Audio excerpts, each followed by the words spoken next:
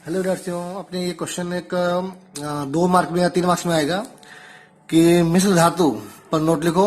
ये क्वेश्चन पहले पूछते थे। ये साइंटिस्ट का नाम है ह्यूम मोरोथरी का नियम समझाओ। बुक में अभी उन्हें नाम नहीं दिया गया है कि ये नियम क्या है, लेकिन अगर पूछे बाई चांस कभी नीट में या बुशकेट में तो ह्यूम मोरोथरी ने किसके लिए नियम दिया था? बोलोगे मिश्र धातु के लिए। समझते अपने पूरा टॉपिक क्या है। तो धातुओं के सम्मिश्रण से जो रचना प्राप्त होती है उसे कहेंगे मिश्र धातु।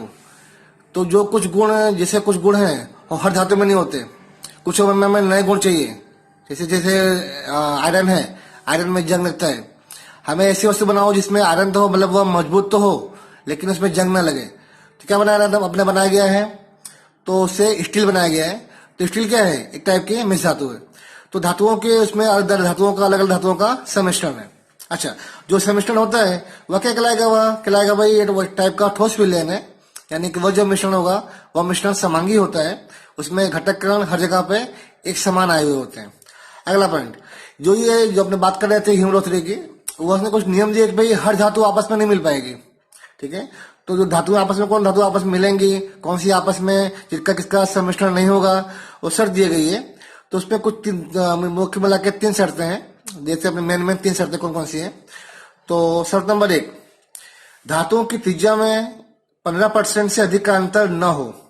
मतलब जो धातु आपस में मिल रही हैं उनके आयतन में उनकी जो त्रिज्या है उसमें 15% से अधिक का अंतर न हो। ठीक है, तो जैसे मान लो कि एग्जाम्पल दिया कि ये सब 2 धातुएं हैं, अगर इनमें छोटे बड़े भले हैं, ठीक है, लेकिन इनके आयतन में 15% से अधिक का अंतर नहीं है तो आपस में मिल जाएंगे।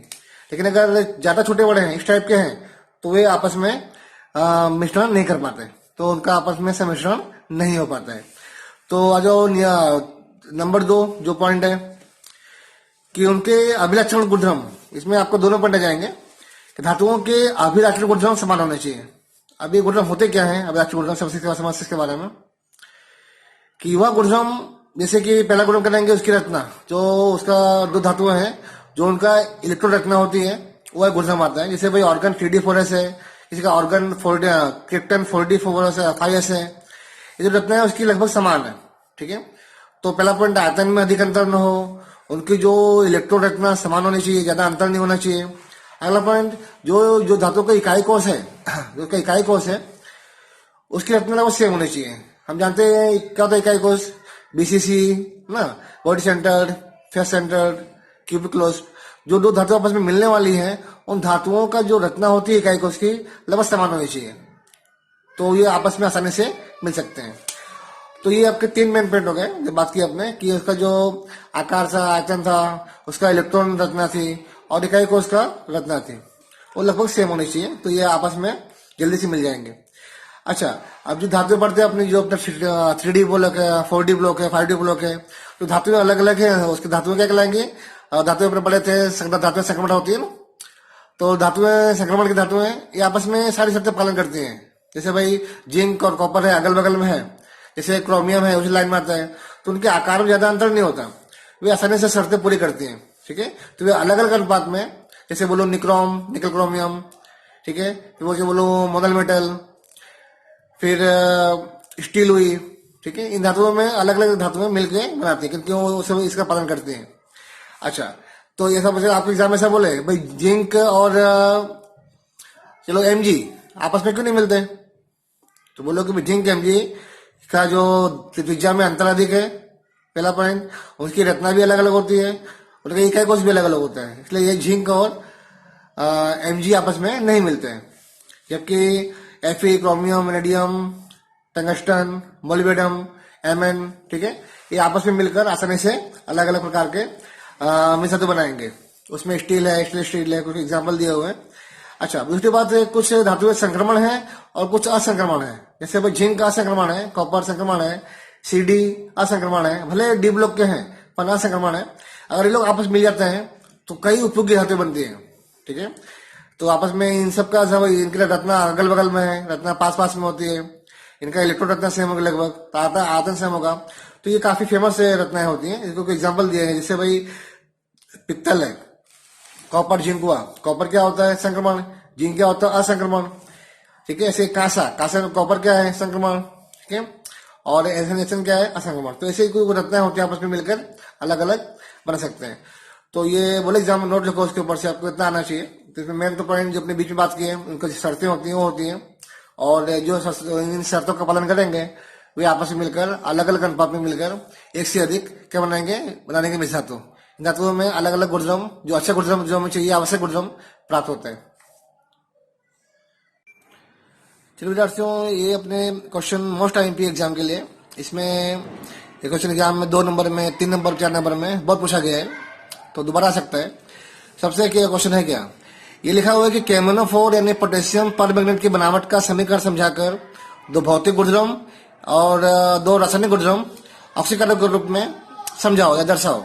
ठीक है, तो जहां बोले रासायनिक गुणधर्म वहां खाली समीकरण आता है इसके बारे में, और जहां बोले भौतिक गुणधर्म उसके भौतिक अवस्था के बारे में आता है, उसका विघटन क्या होता है, तापमान विघटन क्या है, वो पढ़ते हैं अपने। तो सब इसका पता हल करते हैं अपने। पहला बनावट समीकरण है। ठीक है, तो कितने पता है बनावट के 2 समीकरण होते हैं। एक तो बनता है लेप के अंदर बनेगा।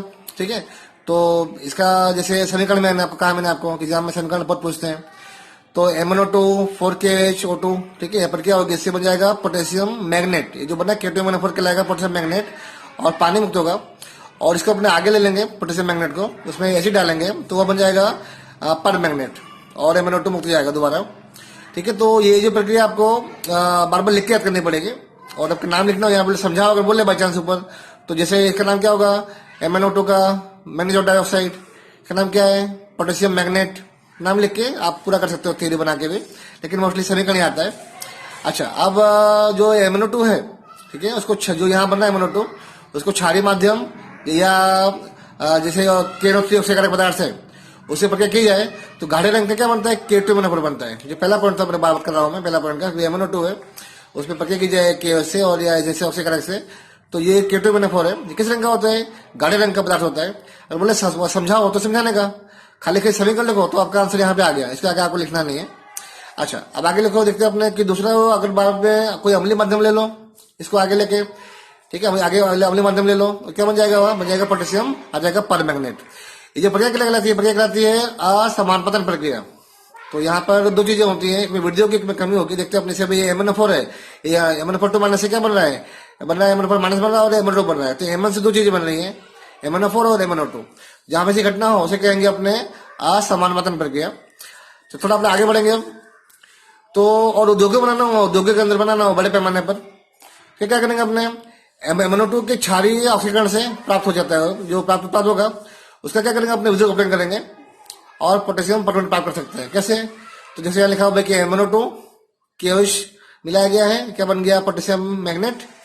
और जो अथवा जो आपका MnO2 माइनस है, जो तुम्हारा यहाँ पे बात करते हैं पोटेशियम मैग्नेट की, उसे करें उद्योग अपडेट, उसे मिल जाएगा MnO4 माइनस बन जाएगा। यहाँ पे 4 का देना, 4 यहाँ पे आएगा। तो 2 वस्तु है, पहले बना देंगे पोटेशियम मैग्नेट, और इसमें क्या कर लेंगे अपने विद्युत अपडेट बन जाएगा MnO4 यानी पोटेशियम परमैंगनेट। ठीक है, अच्छा, अब अगर बोले लैब बनाओ लैब के अंदर, तो अपने लैब के अंदर पहले वो भी जैसे ही था, लेकिन ये बनाना हो अलग से बनाओ लैब के अंदर, बुक में ऐसा अलग से लिख के दिया गया है। और आप कैसे लिख के नाम लिख के बोले कि भाई बनाओ लैब वाली विधि, तो Mn+2 आयन यानी जिसमें +2 अवस्था में हो, भाई MnCl2 है, MnSO4 है, वो ले लेंगे। और परऑक्सो डाई सल्फ्यूरिक एसिड, इसका नाम क्या है, इसका नाम बोलेंगे अपने, ये परऑक्सो डाई है, परऑक्सो बोलते हैं इसको, परऑक्सो डाई सल्फ्यूरिक एसिड, इसमें H नहीं है, अगर लगा दो H2 बन जाएगा इस टाइप का। और पानी मिलाएंगे अपने, तो आपका बन जाएगा पोटेशियम परमैंगनेट, डायरेक्ट बन जाएगा। तो आपको इतनी बनावट प्रक्रिया है। आपको लिख के ऐसा बोला गया है कि लैब वाली विधि लिखो, या लिखो उद्योगों वाली विधि लिखो, या ऐसा लिखे कोई विधि लिखो अपने मन से समझाओ, तो आपको ये कोई विधि लिख सकते हो बनाकर। अगर खाली इसमें नोट लिखा लिखी सिर्फ ये बनाओ कि कैसे बन सकता है MnO4, पर बोलिए आपको 2-3 मास में तो सब विधि आएंगी। लेकिन ऐसे लिख के बोला गया है कि उद्योगों वाली विधि या लैब वाली विधि या कोई भी विधि लिखो, तो आपको कोई विधि लिख के समझाना है। अब वो डिपेंड करता है कि आपके कितने मार्क्स के हैं। अच्छा, अब थोड़ा आगे बढ़ेंगे अपने। अब लिखा है कि कोई भी 2 भौतिक गुण लिखो, तो भौतिक गुण काफी, और भी आपको 2 लिखना है समझ के। पहला जो रंग पे MnO4 गहरे रंग का हो, गहरे बैगनी रंग का होता है, बैगनी वॉलेट रंग का होता है, वह क्रिस्टल है। उसी रत्ना बोले एग्जाम अलग से MCQ में, रत्ना KClO4 के समान है। ठीक है, वह जल में कितना विलय है, तो 6.4 ग्राम पर 100 ग्राम में विलय होता है। अगला पॉइंट बोलोगे कि किस तापमान में विघटित होगा, तो एक बहुत अच्छा पॉइंट है अलग 1 नंबर के लिए। इसको अगर गर्म किया जाए तो KNO4 513 500 के तापमान पे क्या हो जाएगा, उसका विघटन हो जाएगा। क्या मिल जाएगा, पोटेशियम मैग्नेट MnO2 और O2 मुक्त हो जाएगा। तो ये काफी अच्छा पॉइंट है कि इसके विघटन से क्या मिलता है। तो इसे समझना कि K2MnO4 से KMnO4 मिलता है, पर इसका विघटन किया जाए KMnO4 का तो पुनः K2MnO4 मिल जाता है। अच्छा, दूसरी बात जो आपका MnO4-2 यानी कि पोटेशियम मैग्नेट है, बोलते हैं इसके मैग्नेट, वो उसमें इलेक्ट्रॉन एकवित होता है, क्या कहलाएगा, वो अनिचुंबकी। और जो पोटेशियम पर मैग्नेट है, खाली एक माइनस है, जो पर मैग्नेट है उसमें इलेक्ट्रॉन एकवित एक भी नहीं होते, वह कहलाएगा प्रचुंबकी। तो इसमें बड़ा गुणधर्म है, तो इसको कोई दो लिखना है आपको। और लिखा है कि ऑक्सीकारक के रूप में समझाओ, ठीक है। तो उसमें प्रक्रिया आती है, तो यहाँ तो प्रक्रिया लिखी समझ लो लिखी गई है, प्रक्रिया लिखी गई, इसमें 4 प्रक्रिया है, शॉर्ट में है, तो इसका उपयोग लिखो खाली अर्थ प्रक्रिया, किसी अर्थ प्रक्रिया है। तो कुछ मेन पॉइंट्स है, ऑक्सीडेट का बना देगा CO2 गैस, ठीक है। अगर डालेंगे KMnO4 इसके अंदर ये बन जाएगा CO2 गैस। अगर आपको फेरस दिया हो, Fe+2 आयन दिया हो, इसको डाले KMnO4 बन जाएगा फेरिक आयन। आपको दिया हो नाइट्राइट, उसको डाल दो KMnO4 बन जाएगा नाइट्रेट आयन।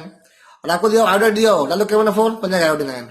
तो बोलेगा MCQ में ऐसा बोलेगा अलग से 1 नंबर में भाई कि अगर KMnO4 का उपयोग किया जाए तो ऑक्सीडेट क्या बन जाएगा, तो CO2 बन जाएगा।